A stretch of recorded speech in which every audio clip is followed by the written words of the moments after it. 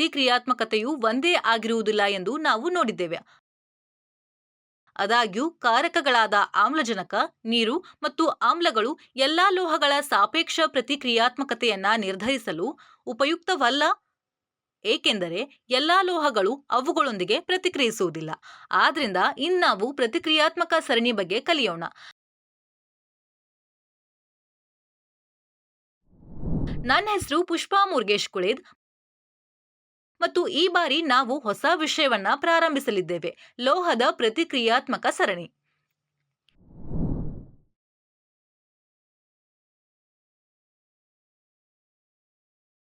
ಮುಂದಿನ ವಿಷಯವನ್ನ ನಮೂದಿಸುವ ಮೊದಲು ಹಿಂದಿನದನ್ನ ಪರಿಷ್ಕರಿಸೋಣ. ಪಾದರಸ ಮತ್ತು ಗ್ಯಾಲಿಯಂ ಕೋಣೀಯ ಉಷ್ಣಾಂಶದಲ್ಲಿ ದ್ರವ ಸ್ಥಿತಿಯಲ್ಲಿ ಅಸ್ತಿತ್ವದಲ್ಲಿದೆ. ದ್ರವ ಸ್ಥಿತಿಯಲ್ಲಿ ಇರುವ ಲೋಹವಲ್ಲದ ಬ್ರೋಮಿನ್. ಡಕ್ಟಿಲಿಟಿ ಎನ್ನುವುದು ಲೋಹವನ್ನ ತೆಳುವಾದ ತಂತಿಯೊಳಗೆ ಎಳೆಯುವ ಗುಣವಾಗಿದೆ ಮತ್ತು ಲೋಹವನ್ನ ತೆಳುವಾದ ಹಾಳೆಯಲ್ಲಿ ಹೊಡೆದಾಗ ಮೆತುವಾದ ಎಂದು ಕರೆಯಲಾಗುತ್ತೆ.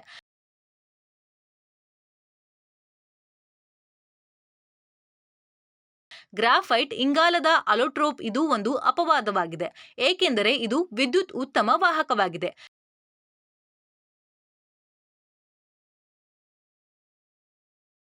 ಸೋಡಿಯಂ ಮತ್ತು ಪೊಟ್ಯಾಷಿಯಂ ಲೋಹವು ನೀರಿನೊಂದಿಗೆ ವೇಗವಾಗಿ ಮತ್ತು ತೀವ್ರವಾಗಿ ಪ್ರತಿಕ್ರಿಯಿಸುತ್ತದೆ ಮತ್ತು ಹೈಡ್ರೋಜನ್ ಅನಿಲವನ್ನ ಬಿಡುಗಡೆ ಮಾಡುತ್ತೆ.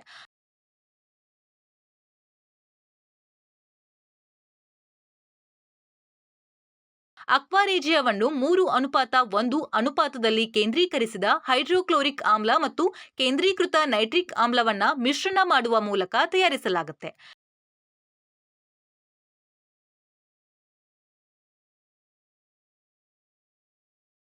ಕಲಿಕೆಯ ಫಲಿತಾಂಶಗಳು: ಲೋಹದ ಪ್ರತಿಕ್ರಿಯಾತ್ಮಕ ಸರಣಿ. ಲೋಹವಲ್ಲದ ರಾಸಾಯನಿಕ ಗುಣಲಕ್ಷಣಗಳು: ಅಯಾನಿಕ್ ಸಂಯುಕ್ತ.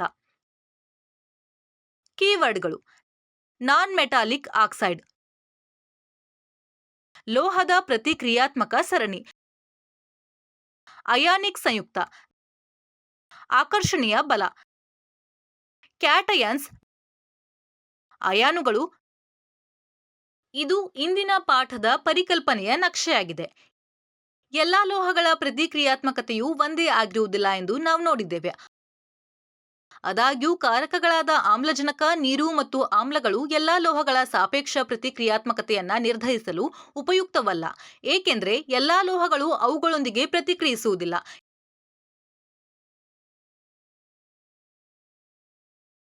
ಇತರ ಲೋಹಗಳ ಲವಣಗಳ ಪರಿಹಾರಗಳೊಂದಿಗೆ ಲೋಹಗಳ ಸ್ಥಳಾಂತರದ ಪ್ರತಿಕ್ರಿಯೆಯು ಈ ಉದ್ದೇಶಕ್ಕಾಗಿ ಕಾರ್ಯನಿರ್ವಹಿಸುತ್ತೆ. ಲೋಹ ಎ ಅದರ ಉಪ್ಪಿನ ದ್ರಾವಣದಿಂದ ಮತ್ತೊಂದು ಲೋಹ ಬಿ ಯನ್ನ ಸ್ಥಳಾಂತರಿಸಿದರೆ ಲೋಹ ಬಿ ಗಿಂತ ಲೋಹವು ಹೆಚ್ಚು ಪ್ರತಿಕ್ರಿಯಾತ್ಮಕವಾಗಿದೆ ಎಂದು ಅರ್ಥ.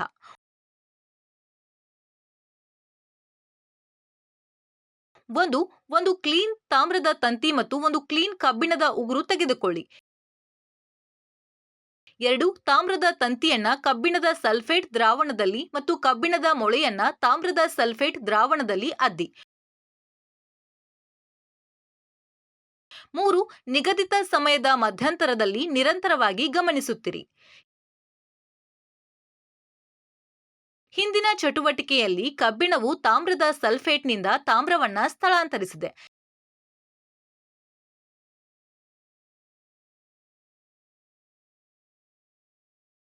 ಇದರರ್ಥ ಲೋಹೀಯ ಕಬ್ಬಿಣವು ಲೋಹೀಯ ತಾಮ್ರಕ್ಕಿಂತ ಹೆಚ್ಚು ಪ್ರತಿಕ್ರಿಯಾತ್ಮಕವಾಗಿದೆ.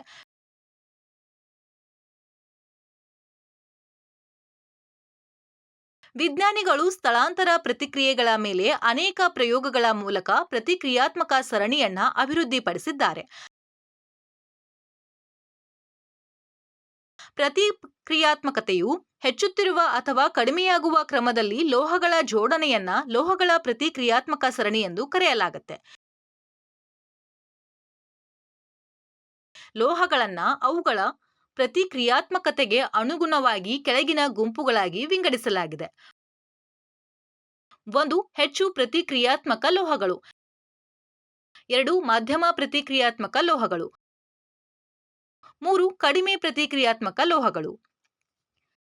ನಾನ್ ಲೋಹಗಳು ಭೌತಿಕ ಮತ್ತು ರಾಸಾಯನಿಕ ಗುಣಲಕ್ಷಣಗಳಲ್ಲಿ ಕಡಿಮೆ ಹೋಲಿಕೆಯನ್ನ ಹೊಂದಿರುವ ಅಂಶಗಳ ಸಂಗ್ರಹವಾಗಿದೆ.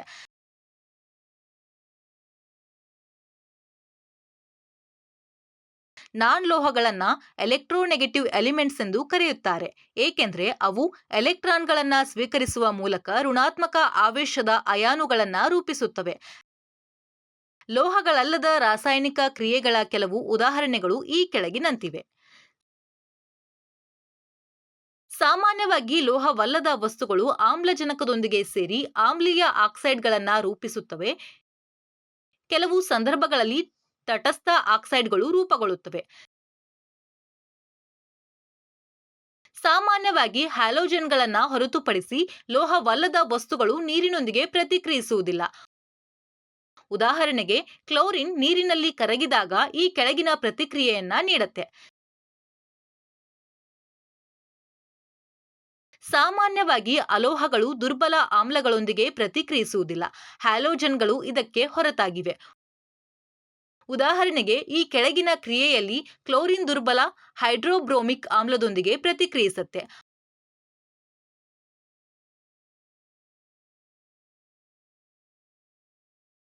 ಅಲೋಹಗಳು ಕೆಲವು ಪರಿಸ್ಥಿತಿಗಳಲ್ಲಿ ಹೈಡ್ರೋಜನ್ನೊಂದಿಗೆ ಪ್ರತಿಕ್ರಿಯಿಸುತ್ತವೆ.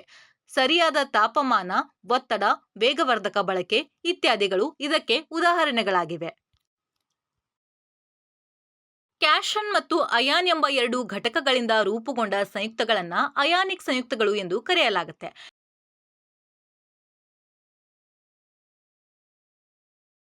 ಕ್ಯಾಷನ್ ಮತ್ತು ಅಯಾನ್ ವಿರುದ್ಧವಾಗಿ ಚಾರ್ಜ್ ಆಗಿರುವುದರಿಂದ ಅವುಗಳ ನಡುವೆ ಸ್ಥಾಯೀ ವಿದ್ಯುತ್ತಿನ ಆಕರ್ಷಣೀಯ ಬಲವಿದೆ.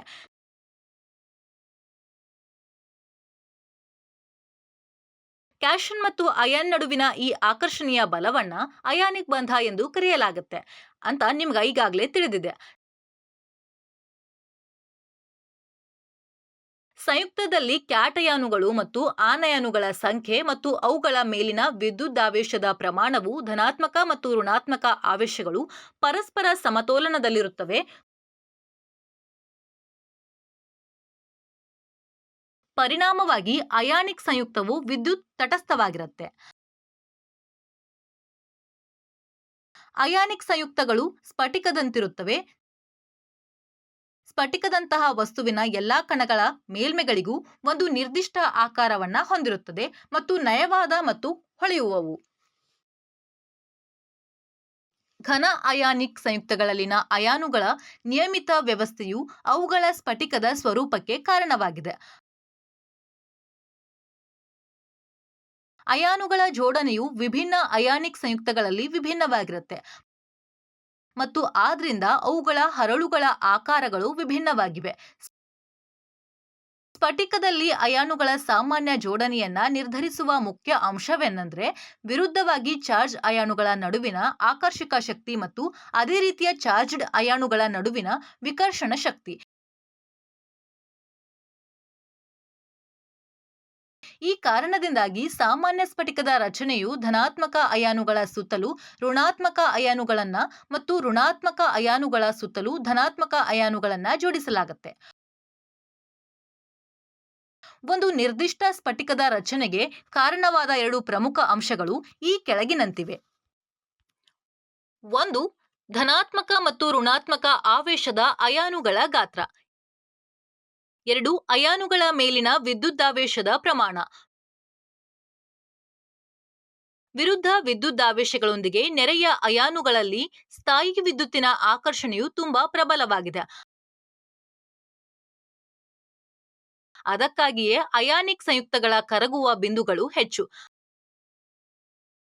ಅಲ್ಲದೆ ಅಯಾನಿಕ್ ಸಂಯುಕ್ತಗಳು ಕಠಿಣ ಮತ್ತು ಸುಲಭವಾಗಿ ಧನಾತ್ಮಕ ಮತ್ತು ಋಣಾತ್ಮಕ ಆವೇಶದ ಅಯಾನುಗಳ ನಡುವಿನ ಆಕರ್ಷಕ ಬಲವು ಪ್ರಬಲವಾಗಿದೆ. ಆದ್ರಿಂದ ಅಯಾನಿಕ್ ಸಂಯುಕ್ತಗಳು ಘನಸ್ಥಿತಿಯಲ್ಲಿ ಅಸ್ತಿತ್ವದಲ್ಲಿದೆ ಮತ್ತು ಗಟ್ಟಿಯಾಗಿರುತ್ತೆ. ಅಯಾನಿಕ್ ಸಂಯುಕ್ತಗಳಲ್ಲಿ ಆಕರ್ಷಣೀಯ ಅಂತರ ಅಣುಬಲವು ಅಧಿಕವಾಗಿದೆ ಮತ್ತು ಅದನ್ನ ಜಯಿಸಲು ದೊಡ್ಡ ಶಕ್ತಿಯ ಅಗತ್ಯವಿದೆ. ಆದ್ರಿಂದ ಅಯಾನಿಕ್ ಸಂಯುಕ್ತಗಳ ಕರಗುವ ಮತ್ತು ಕುದಿಯುವ ಬಿಂದುಗಳು ಹೆಚ್ಚು. ಅಯಾನಿಕ್ ಸಂಯುಕ್ತಗಳು ನೀರಿನಲ್ಲಿ ಕರಗಬಲ್ಲವು. ಏಕೆಂದ್ರೆ ನೀರಿನ ಅಣುಗಳು ವಿಘಟನೆಯ ಪ್ರಕ್ರಿಯೆಯಿಂದ ಬೇರ್ಪಟ್ಟ ಅಯಾನುಗಳ ಸುತ್ತ ನಿರ್ದಿಷ್ಟ ರೀತಿಯಲ್ಲಿ ಓರಿಯೆಂಟ್ ಆಗಿರುತ್ತೆ.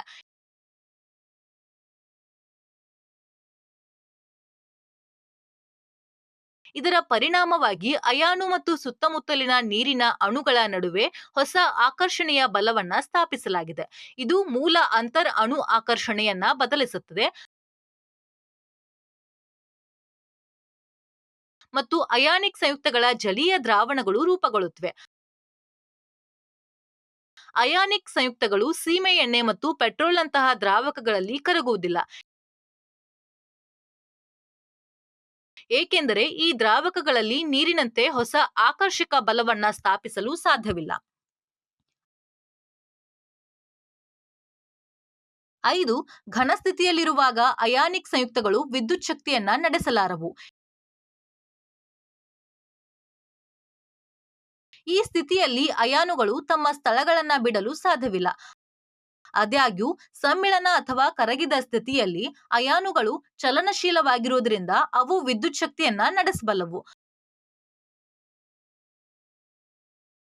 ಅಯಾನಿಕ್ ಸಂಯುಕ್ತಗಳ ಜಲೀಯ ದ್ರಾವಣಗಳು ವಿಘಟಿತ ಅಯಾನುಗಳನ್ನ ಒಳಗೊಂಡಿರುವುದರಿಂದ ವಿದ್ಯುತ್ ಶಕ್ತಿಯನ್ನ ನಡೆಸುತ್ತವೆ.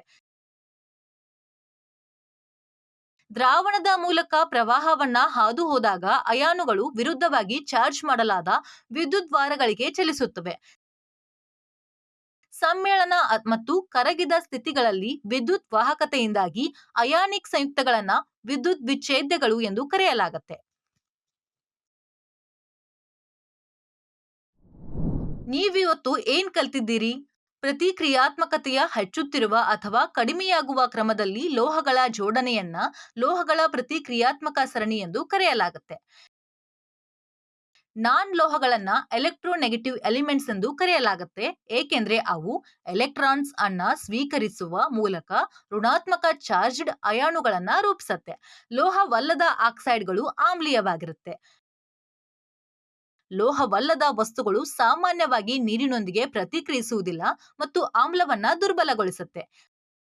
ಎಲೆಕ್ಟ್ರಾನ್ಗಳನ್ನ ದಾನ ಮಾಡುವ ಮತ್ತು ಸ್ವೀಕರಿಸುವ ಮೂಲಕ ಅಯಾನಿಕ್ ಸಂಯುಕ್ತಗಳನ್ನ ರಚಿಸಲಾಗಿದೆ. ಅಯಾನಿಕ್ ಸಂಯುಕ್ತಗಳು ಗಟ್ಟಿಯಾಗಿರುತ್ತವೆ. ಅಯಾನಿಕ್ ಸಂಯುಕ್ತಗಳು ಘನಸ್ಥಿತಿಯಲ್ಲಿರುವಾಗ ವಿದ್ಯುತ್ ಶಕ್ತಿಯನ್ನ ನಡೆಸಲಾರವು.